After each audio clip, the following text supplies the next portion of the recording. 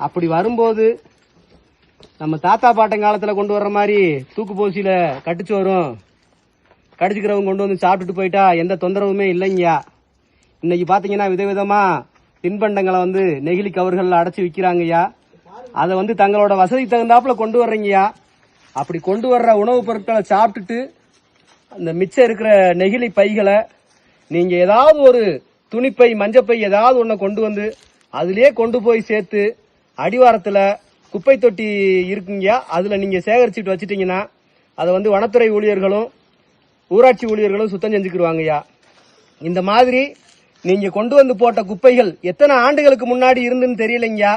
ஒவ்வொரு வாரமும் வந்து நாங்க சாக்கு சாக்கா எடுத்துட்டு வர்றோங்கய்யா. இன்னுமே தீர மாட்டுது. அல்ல குறையாத பொக்கிசம் இல்லைங்க இது. நம்ம வன உயிர்களையும் இயற்கையின் எழில் வளங்களான மரங்களையும் அழிச்சுக்கிட்டு வர்ற ஒரு பெரிய ஆபத்தான விஷயம் தாங்க நெகிழி. அதனாலங்க இனி வரும் காலங்கள்ல அவங்கவுங்க கொண்டு வர்ற தின்பண்டங்களோட நெகிழி கவர்களை தாங்களே கொண்டு வந்து கீழே வந்து சேர்க்குமாறு உங்களை கையெடுத்து கும்பிட்டு கேட்டுக்கிறீங்க. ஓம் நம சிவாயங்க ஐயா.